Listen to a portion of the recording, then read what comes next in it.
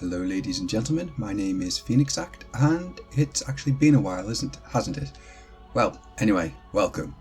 Today I'm playing the demo version of Valkyrie Elysium, which came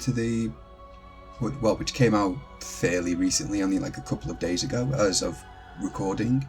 And I wanted to play it and put this video out there because I actually felt it was a lot better than I think people were expecting after the original reveal trailer. So anyway, without any further ado, let's proceed. I've already played through this game once already, so I already know what I'm doing, but we're going to start a new game here. And because I've already played through it once on normal, we're going to go with hard. Yeah, that's the highest we can go. I'm sure nothing will go wrong. Yes, confirm.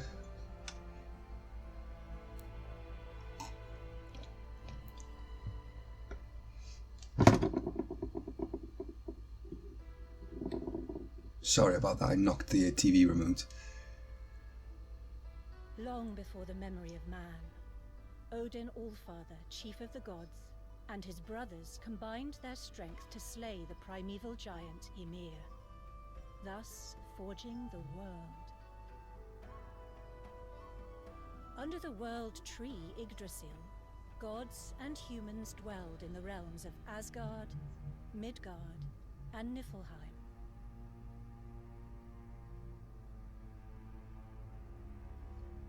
But their peaceful existence was not to last. The monstrous wolf, Fenrir, bared its terrible fangs upon the world, threatening all existence. Odin stood and fought against the ferocious wolf and its forces in Asgard. But soon, their conflict would envelop all the worlds in war and chaos. The battle waged on incessantly, splitting the sea and sundering the earth. Innumerable lives were lost and the worlds faced utter destruction. No resolution to the conflict seemed in sight. Then, one day, at the climax of their vicious battle, Fenrir sunk its fangs into Odin's neck, tearing his windpipe, and Odin impaled the beast's skull with his spear, Gungnir. The two could fight no longer, signifying the end of the war on Asgard. However, the destruction did not cease. The mighty blast of Yalmahorn echoed through the lands, proclaiming the coming end. Versed as he was in the seeress's prophecy, Odin knew all too well that the world was already in the throes of Ragnarok. It was a prophecy that foretold of the end to all things. The twilight of the world before its return to nothingness. In one last attempt to defy this fate, Odin created a new class of gods.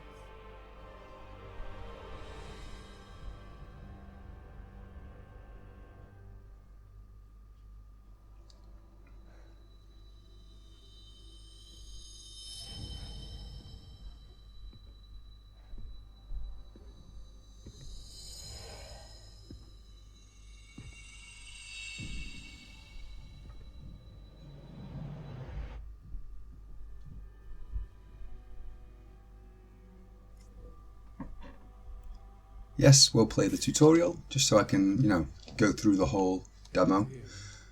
First of all, let's get alright. Odin is speaking. And your creator.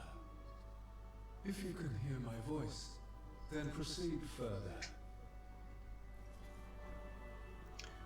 Right, yes, first of all, let's take a good look at our Valkyrie. I actually think she looks pretty good.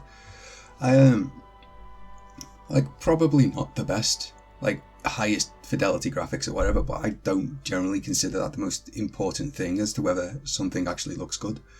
But yeah, I like this type of, this style of armor. That's this is why I, first got into the first game with Lenneth. Is this style of armor I've always thought looks really good. This sort of elegant look, is royal look. It's really nice. Anyway, yes, movement. There we go. and it's L2 oddly to interact, and then we got jump, and I think that's one thing I kind of get hung up on in this, is this run animation, because as far as I'm aware, this run animation started with 2D animation, because it was just easier and cheaper to animate this rather than, you know, properly pumping arms and all that. So there's really no need for it in a 3D thing. It's you know, more of a legacy thing that's really not needed anymore in this sort of medium.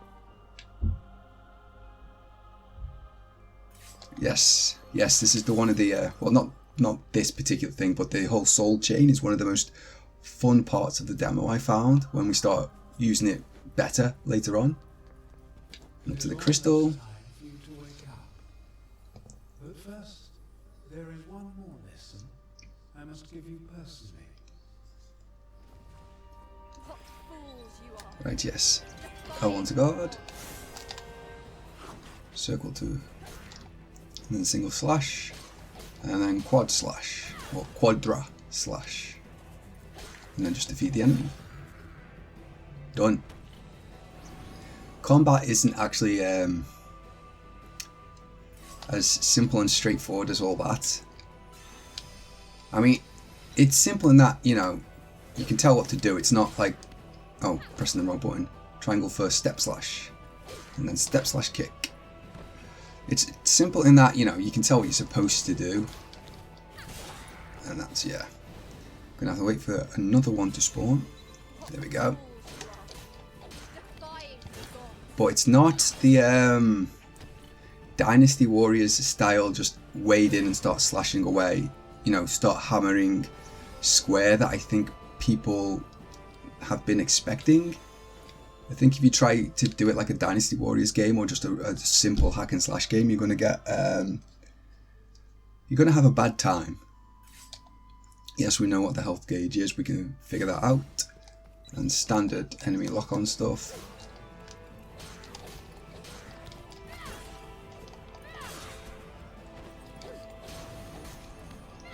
I mean, it's simple enough with these tutorial enemies to just take them out like this. It goes easy on you for this part of the game. Flying enemy, air slash, double air slash creatively, rolling air slash. There we go.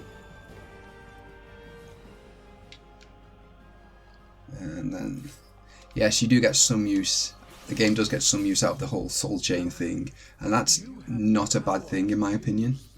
I like. I will share with you the knowledge I possess of the souls I have sensed out thus far.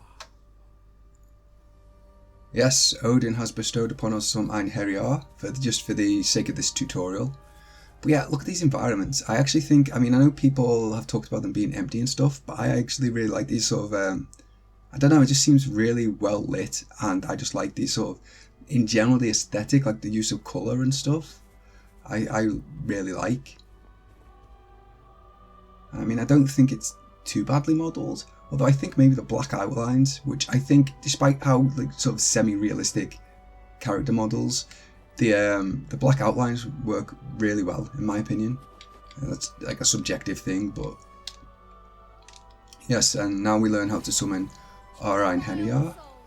So we're just going to go with these guys with the lightning. So I'm just going to summon the lightning boy, because both these Einherjar have different elemental affinities, and I think all of them are going to.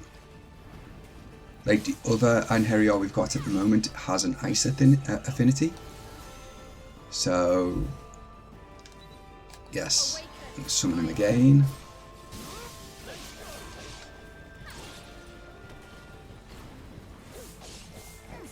Yeah, but you got the blue stagger gauge on the left above the enemy's head, which obviously fills up the more you hit them with wherever their weakness is.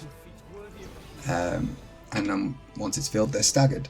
Pretty much, that's pretty much it. Soul gauge, yes, the blue health, the blue bar below our health represents how much soul energy you have, which represents how many times we can summon Einherjar, basically. And then we've got magic, or divine arts, as the game calls it.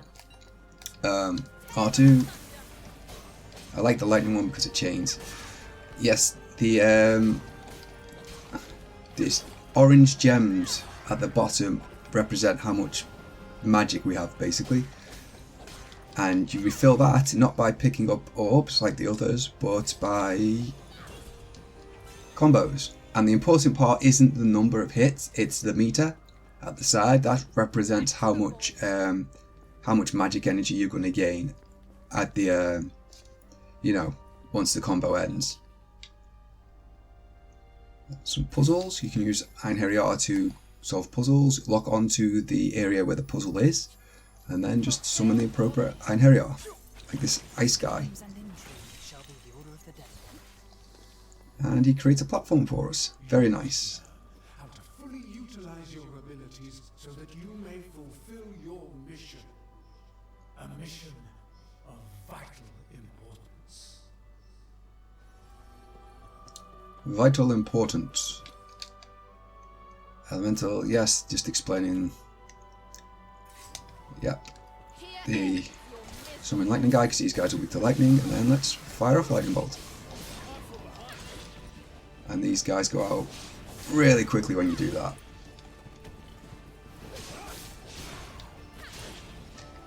I suppose I haven't explained it properly yet, have I? When you're the blue soul energy you can refill by using items and the blue orbs that enemies sometimes drop, and your health you can refill with green orbs and items. But like I said, it's the combos, not orbs, that refill your orange gems at the bottom.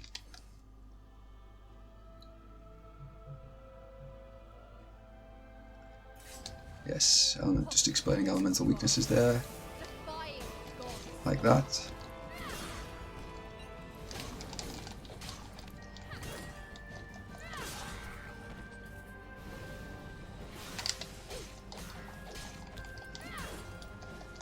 Yes, you can use the soul chain in battle, like so. Not only does it pull you towards an enemy, it actually stuns them for a split second, which usually enables you to start a combo, although not every time. You still have to be somewhat careful.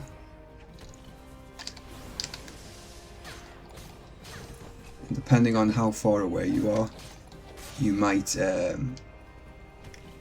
the enemy might recover before you actually reach them, so you do still have to be careful. But it is useful for covering a lot of ground very quickly.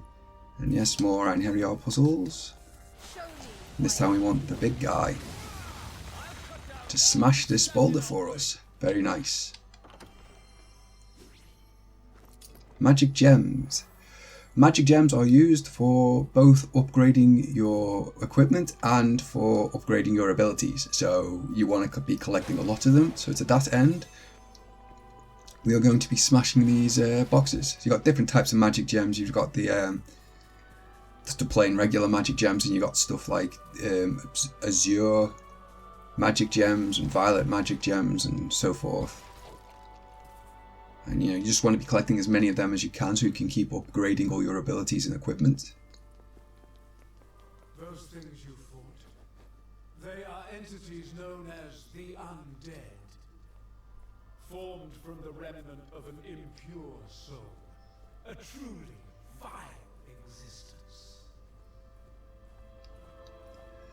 Alright, so that's the lore behind the undead in this game, and I'm thinking, from what I've gathered from the demo, I'm thinking that it's not so much souls that have been corrupted. Well, souls have grown corrupted, but it's because people have died, their souls have been left on Earth or wherever, and they've begun to decay, essentially. And then they decay into something that's like some sort of nasty, evil creature. So, yeah. And obviously, with us being a Valkyrie, our job is to, collect those souls before that happens, or try to reverse the process in some way, I guess. Yes, just the combo gauge. Defile soul, you shall be free. See, enemies will come up behind you like that. These, like I say, it's not like Dynasty Warriors or other simple hack and slash where they will, again, just completely dodged out the way that time. But yeah, it's not like most like Dynasty Warriors where a lot of enemies will just stand around and wait for you to do whatever. Gonna summon Ice Guy here.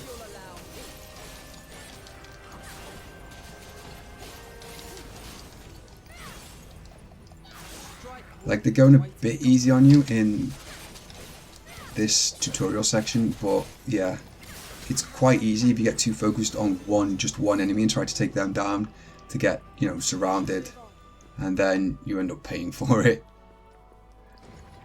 as the enemies gang up on you. We've got soldiers here.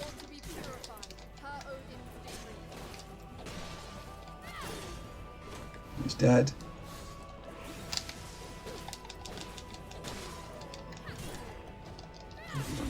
These guys don't have much health, these soldier guys, but they do. Oh, I want to take that out before it. Yeah, what that was sometimes when enemies die, they leave their soul behind, and then it's explaining how to use the soul chain on enemies, which I've already gone over. Sometimes they leave their soul behind, and then if another enemy sort of absorbs that soul, I guess, they grow more powerful. So generally it's a good idea to stop them before that happens. See, perfectly willing to... Oh, what?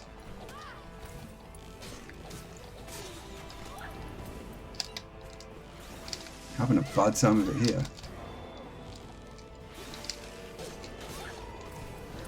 I am having a bad time of it here. Time to...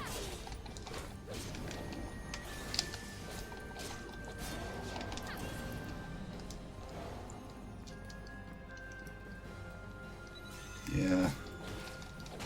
I didn't do too great in this encounter. Archers are a real pain.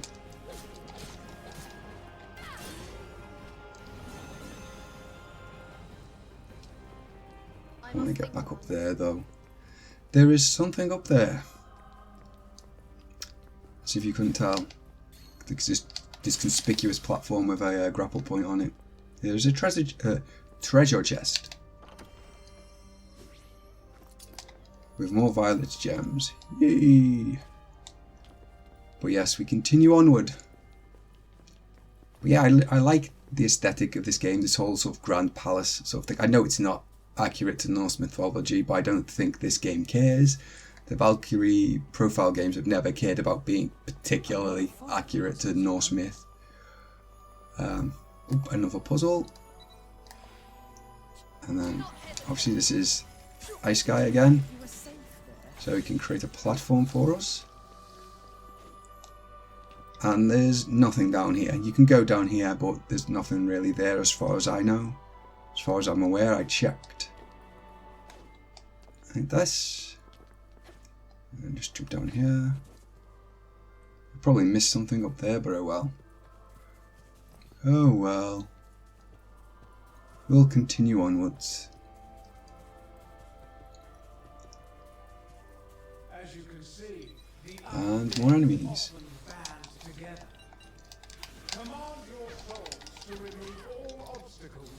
Yo, that guy came out fast.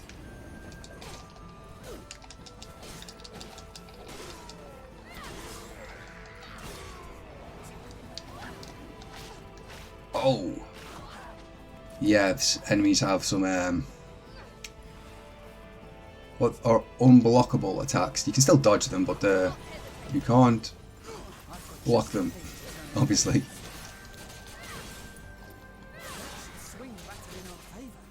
Which is a bit of a, well, so you've got to be quick on the draw for that one.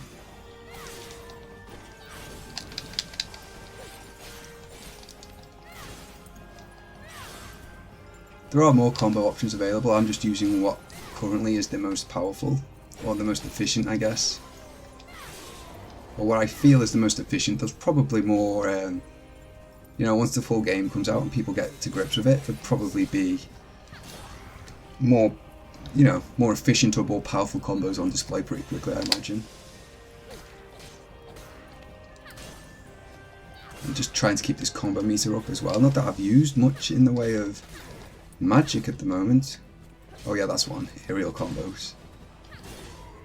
And yes, you can break the enemy's shields, which is nice.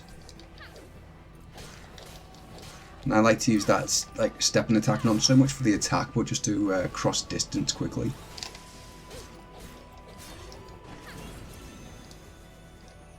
Makes it really convenient to cross distance in the middle of a fight. But yeah. Enemy is defeated and onward we go. And now we've a dragon.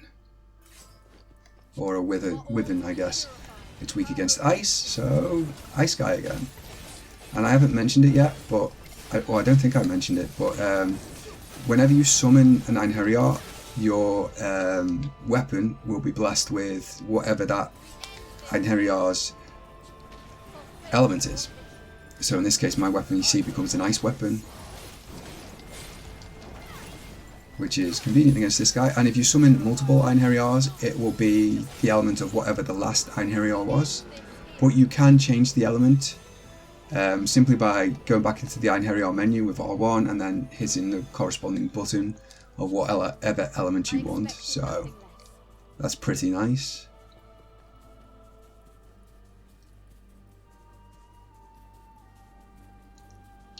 And we're coming up, as if you couldn't tell, to the end area of this tutorial now.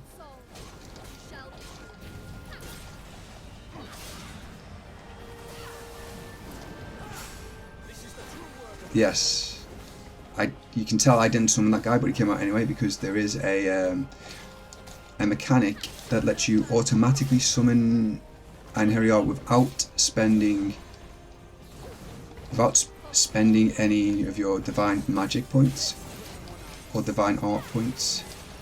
It's tied to your combos and stuff. If you do combos perfectly or something like that, the Einherjar will come out and throw in the next couple of extra attacks, which is pretty nice. Get a bit of extra damage.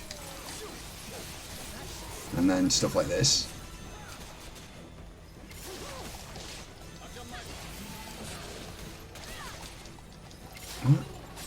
There we go. I think we'll go a bit there. Just need to get rid of that guy. And then we'll...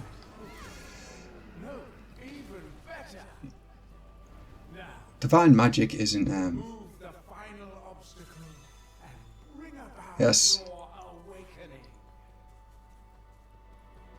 Yes, let's go to our awakening. Divine magic isn't tied to your Einherjar. You have to find tomes and stuff and learn new magic. So that's just something to bear in mind. But yeah, like I said, I've really enjoyed this game.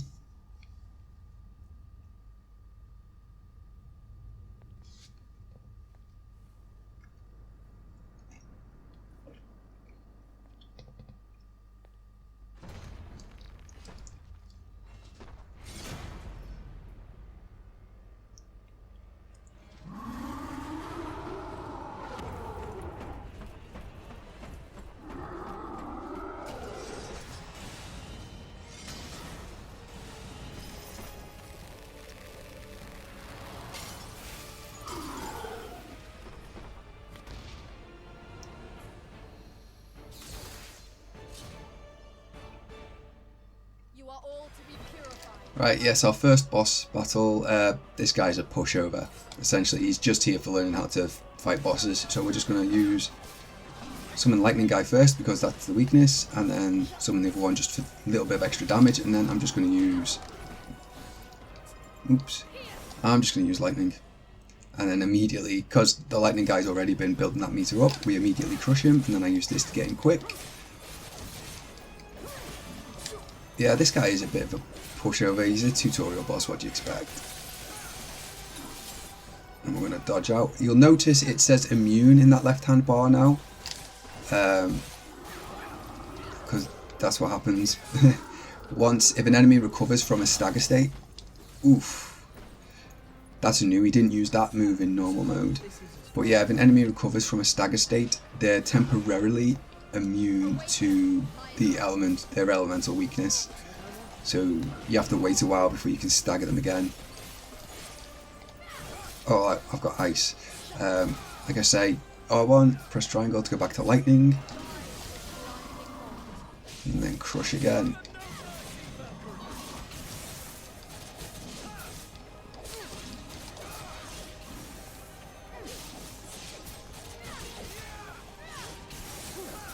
Back off a bit because he's going to, yep, saw that coming. He likes to use that move a lot when you're in close. We're just going to wait for the immunity to, oh, it wore off really fast. And I don't have enough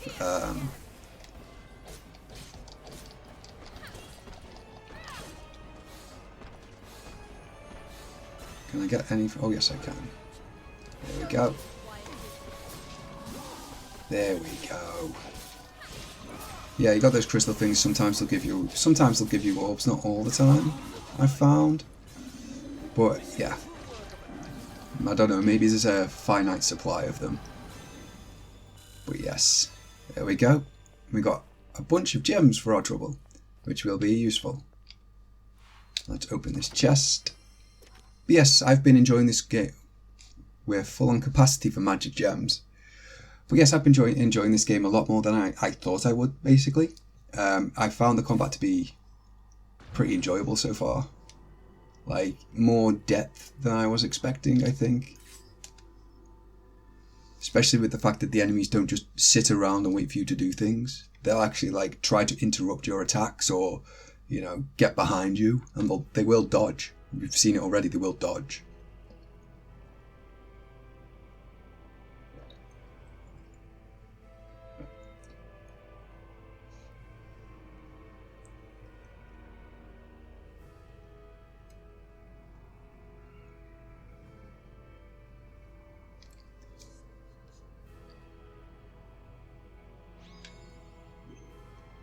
Let us speak to Lord Odin.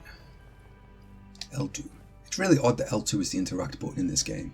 Valkyrie, heed my words. Ragnarok tears our world asunder. All we hold precious lies on the brink of annihilation. The war on Asgard and Midgard snuffed out the life spark of many. And I am left, gravely injured from battle with that wicked wolf. That is why I created you, my vassal of peace. I, Odin All-Father, command you. Become my tool of intervention and save this world from doom. As you command. Travel to Midgard and purify its lost souls. Even as we speak, the stagnating souls multiply. Purification will stem the effects of Ragnarok. It shall be done as you wish, All-Father.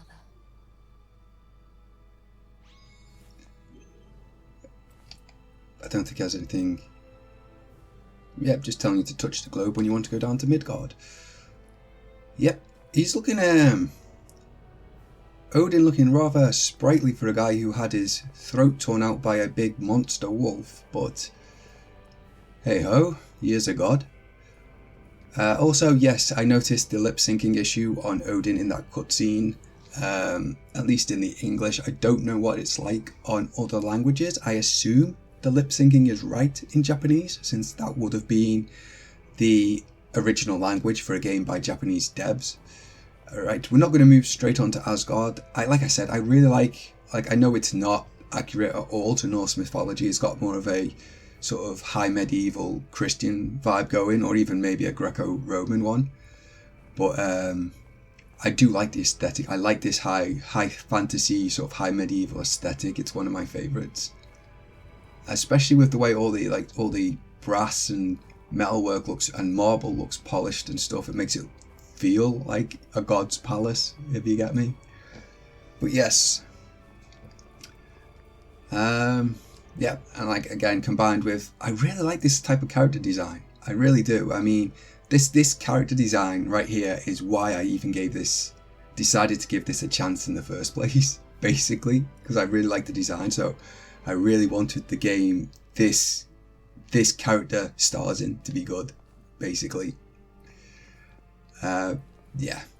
But I'm gonna, well, it's been about half an hour, hasn't it? So I'm going to sign off for now. Save points of these, and you got the crow or the raven hovering over these crystals. That's a nice touch. So there is some nods to the actual mythology, even though it's taking large liberties. But yes, we're going to save for now, and we'll carry on again. I'm going to do this demo in about probably 2 or 3 parts, I think. So until next time, ladies and gentlemen, take care of yourselves.